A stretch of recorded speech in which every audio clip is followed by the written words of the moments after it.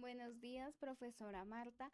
Yo soy Sara Valentina Gutiérrez Reina, estudiante del grado 11-7 en la normal, y hoy voy a exponer mi ponencia sobre la novela. Entonces, 1984 es una obra escrita por George Orwell en 1949 y no es solo una historia de ciencia ficción o de amor trágico, sino que es una advertencia. Orwell vivió de cerca los horrores de los regímenes totalitarios como la Segunda Guerra Mundial de Hitler y el estalinismo en Rusia. Conocía los excesos de estos regímenes y con esa experiencia imaginó un futuro en el que el control del poder sería tan absoluto que ni los pensamientos ni los sentimientos estarían a salvo. Breve biografía del autor. George Orwell es el seudónimo con el que escribía Eric Arthur Blair, quien nació el 25 de junio de 1903 en Motihari, India. George Orwell es un autor muy reconocido por su aguda crítica social y política. Se convirtió en un influyente novelista y ensayista cuyas obras como 1984 y Rebelión en la Granja reflejan su preocupación por el totalitarismo, la injusticia y la lucha del individuo contra las fuerzas opresivas. Resumen de la novela. En este mundo ficticio conocemos a Winston Smith, un hombre común sin grandes virtudes heroicas, pero con algo muy peligroso para el partido: la capacidad de pensar. Winston trabaja en el Ministerio de la Verdad, que hace parte del partido, que es el régimen totalitario de Oceanía. El mundo está dividido en tres continentes: Oceanía y los otros dos. Entonces, él trabaja en el Ministerio de la Verdad, o como dicen en neolengua, Miniver.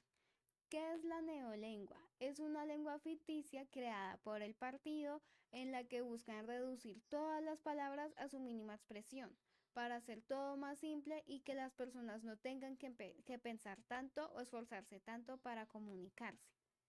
Entonces, Winston trabaja en el Miniver, donde su labor consiste en reescribir la historia.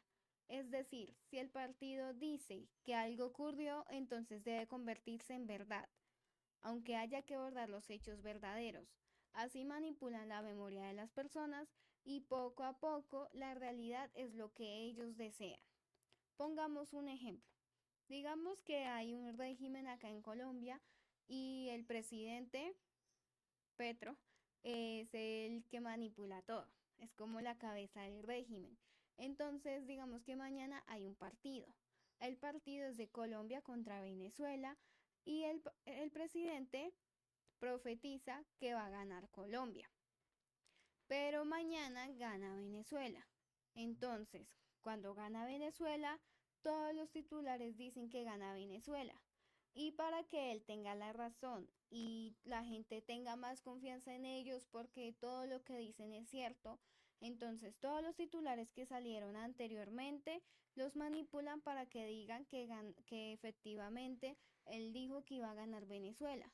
Y así poco a poco van cambiando los hechos para que todo lo que dice el partido parezca real y perfecto. Bueno, esta es la historieta que yo hice, que son las 6 viñetas de los 6 momentos que a mí me parecieron más importantes de la novela. Ahora ya se ve completo. Entonces, a pesar de la opresión del partido, Winston sueña con ser libre y encuentra en Julia, una joven rebelde, un espacio de intimidad y de esperanza. Juntos intentan escapar del control del partido, pero pronto son descubiertos. La relación que parecía un acto de resistencia se convierte en una trampa que revela la fuerza aplastante del sistema. El partido le prohibía a las personas tener relaciones amorosas y también esto porque lo hacían. Lo hacían porque el partido celebraba una semana del odio en la que las personas podían desatar todas sus frustraciones y todas sus emociones negativas contra los enemigos, porque recordemos que son 3 continentes. Cada continente nos dan a entender que tiene su propio régimen y cada uno de ellos está en guerra con el otro. Se alían 2 continentes y están en guerra con el sobrante. Entonces Oceanía se la pasaba en guerra con el uno y el otro en distintos intervalos de tiempo. Al suceder esto, en la Semana del Odio, las personas eran como manipuladas, por así decirlo, porque les mostraban panfletos del Gran Hermano y decían que estaban victoriosos, que habían capturado cualquier cantidad de prisioneros, aunque fuera falso, y la gente lo creía y empezaba a escupirle a las pantallas, a gritarles cosas, desatar toda su frustración.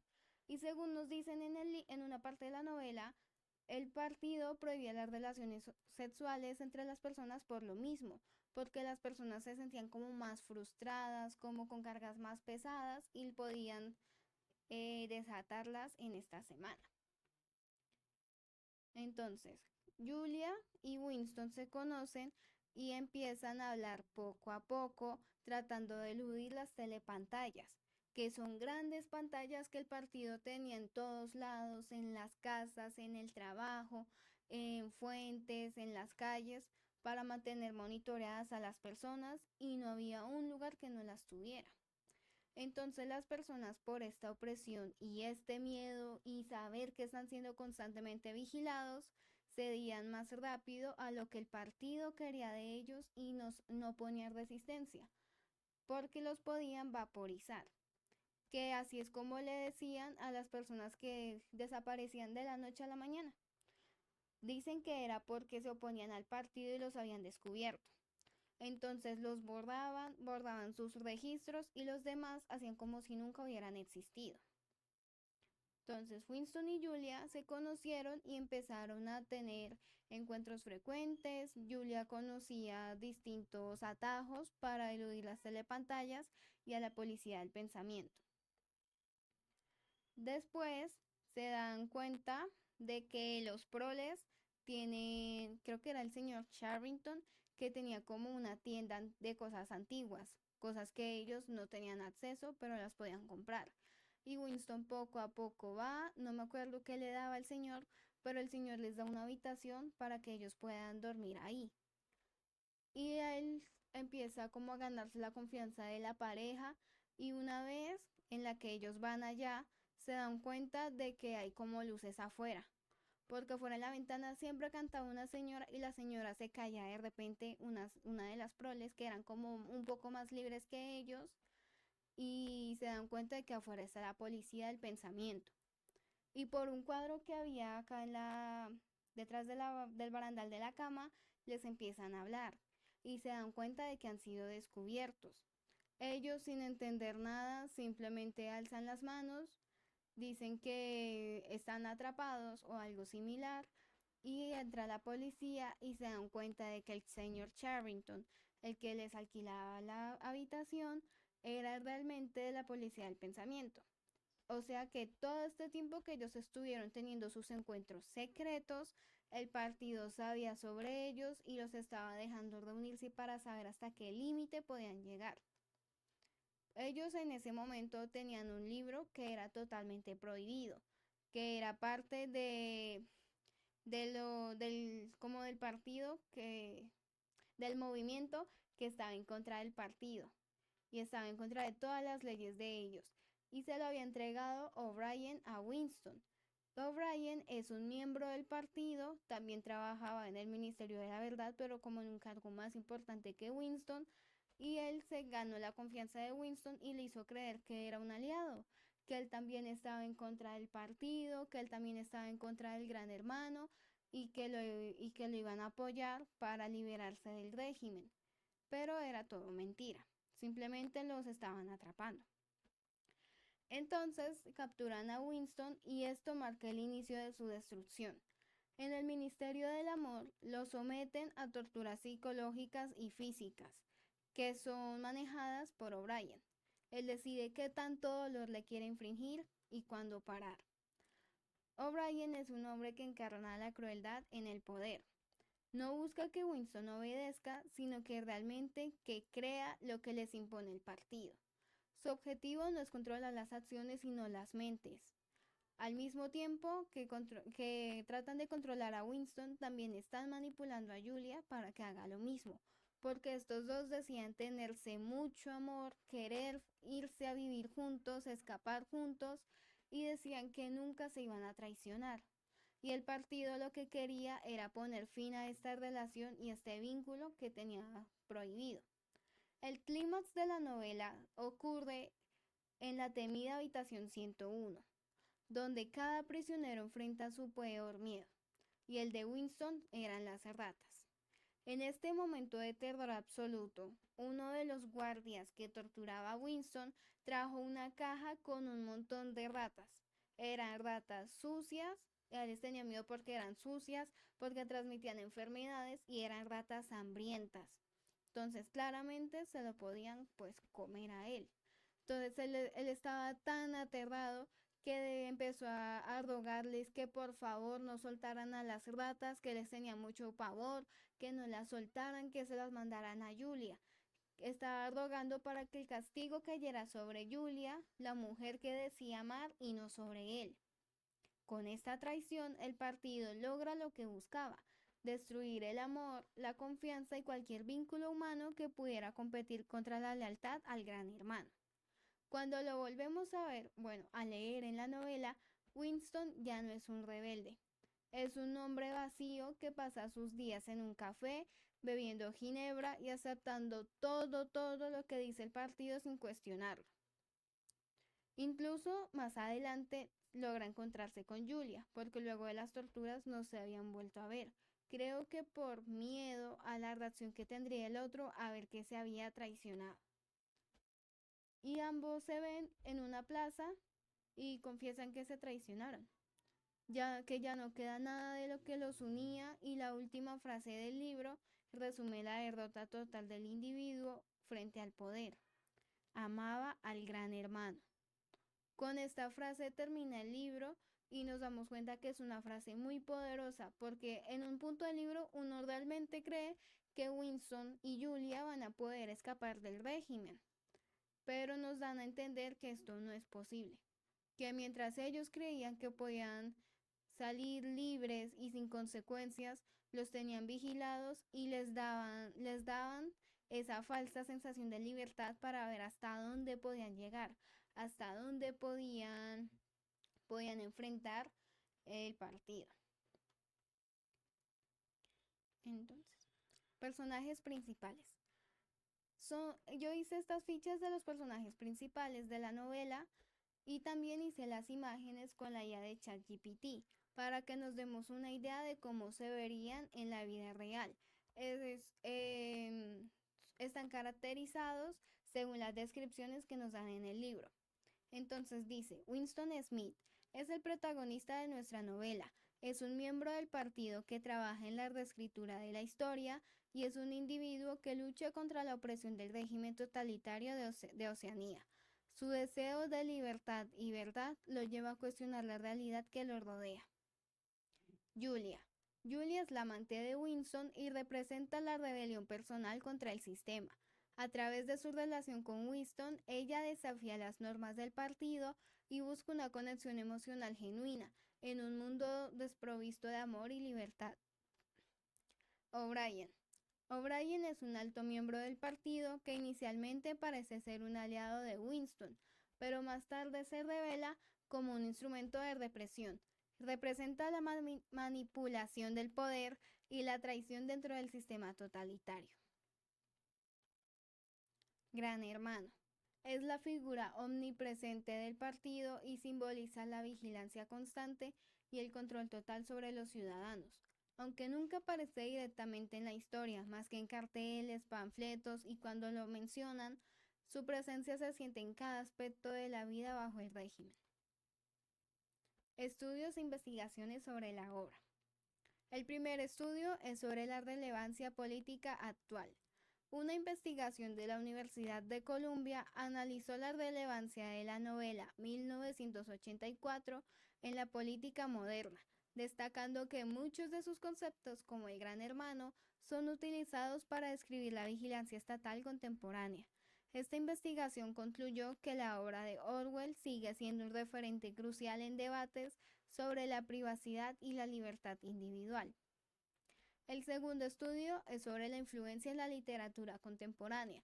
Un estudio del Instituto de Estudios Literarios revisó las influencias de 1984 en la literatura distópica moderna, encontrando que muchos autores contemporáneos han tomado elementos de la obra de Orwell para crear sus propias narrativas sobre sociedades totalitarias. Particularidades de la novela.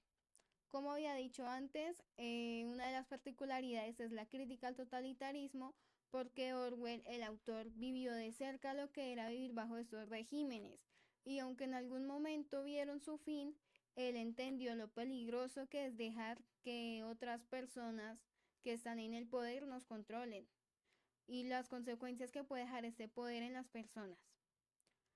Un mundo distópico, lenguaje manipulador, porque siempre tratan como de dar a entender, obviamente, que el partido es lo mejor y que no puede escaparse de él.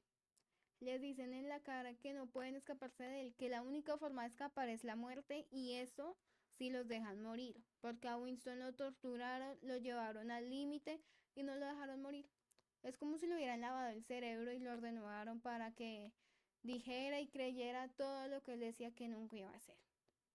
Vigilancia constante. ¿Por qué es una particularidad? Porque como dije, en todo lado había telepantallas, había micrófonos ocultos para siempre estar pendientes de las personas, para ver que no fueran a tomar acciones contra el partido, que no se pudieran unir, y a los niños que se criaban dentro del régimen eran, la escuelita era algo así como algo de espías, Liga Juvenil de Espías, algo así. Entonces los niños los criaban con un profundo amor y veneración al partido en el que nacieron, y además les decían espías, les daban cositas, les daban como herramientas para que los niños pudieran espiar a sus padres y a sus vecinos y denunciarlos a la policía del pensamiento. Que esto de hecho ocurrió porque cuando capturan a Winston se encuentra con uno de sus vecinos y él dice que no, que él mientras dormía murmuraba sin darse cuenta que odiaba al gran hermano y que esperaba su caída. Su hijo, con unas botellitas que les habían dado en la escuela, lo puso en la pared para escuchar así y se dio cuenta. Y pues como es lo que le enseñan desde pequeños, denunció a su padre a la policía del pensamiento. Y el hombre dice que está muy agradecido de que su hijo sea tan fiel al partido y que realmente no le guarda ningún rencor, que es lo que debía haber hecho y que él no se dio cuenta que estaba traicionando al partido y pues no lo quería hacer deliberadamente. Momentos clave y características importantes. Estas son como fechas, pero voy a pasarlas rápido. Entonces, en 1949 se publica el libro 1984, marcando un hito en la literatura distópica. En 1950, la obra comienza a ser objeto de análisis crítico, explorando sus temas de vigilancia y totalitarismo. En 1984, el término Gran Hermano se convierte en un símbolo cultural de la vigilancia y el control. En el año 2000 se realizan adaptaciones cinematográficas, ampliando el impacto de la novela en la cultura popular. En el 2023 continúa la relevancia de 1984 en debates sobre la privacidad y el autoritarismo en la era digital. Esta es una de las primeras actividades, esta es la que yo elegí, se llama Galería de Citas e Imágenes. Y estas son las citas. La primera dice, la guerra es la paz, la libertad es la esclavitud y la ignorancia es la fuerza. El gran hermano te vigila. La última está incompleta, pero dice, quien controla el pasado, controla el futuro. Quien controla el presente, controla el pasado. Y es una frase muy cierta en lo que respecta a la novela, por el ejemplo que yo decía, porque estamos en el presente, pasó algo, no está tal como lo había dicho el partido y controlan lo que se había dicho en el pasado para que parezca lo que se dijo en el presente. Y así parece que controlan el futuro, porque la gente del futuro va a decir, ay, sí, lo están controlando, ay, van a seguir adivinando lo que pasa cuando realmente no era así. La otra que aparecen casi al final de la novela Dice, la libertad es la libertad de decir que 2 y 2 son 4, que es algo que le dijo O'Brien a Winston cuando estaba atrapado en el Ministerio del Amor, cuando estaba capturado, porque le decían, ¿cuánto es 2 más 2 más 2? Y él decía, es 4. Y le decían, no, es 5. Y él seguía diciendo que era 4 y cada vez que decía 4 lo golpeaban y lo golpeaban y le decían, no, es 5. Y a lo último él dice, 2 y 2 es 5. Y lo vuelven a torturar porque O'Brien dice, no, no quiero que tú me digas que 2 y 2 es 4 y que estés de acuerdo conmigo. Quiero que realmente creas y tengas la certeza de que da 5 la suma de 2 y 2. La siguiente cita dice, si quieres una imagen del futuro, imagina una bota aplastando un rostro humano para siempre. Que da a entender lo que el régimen realmente quiere hacer con las personas y que no les importa realmente el pueblo. Bueno, profe, y acá termina mi exposición de la ponencia. Muchas gracias por su atención y que tenga un feliz día.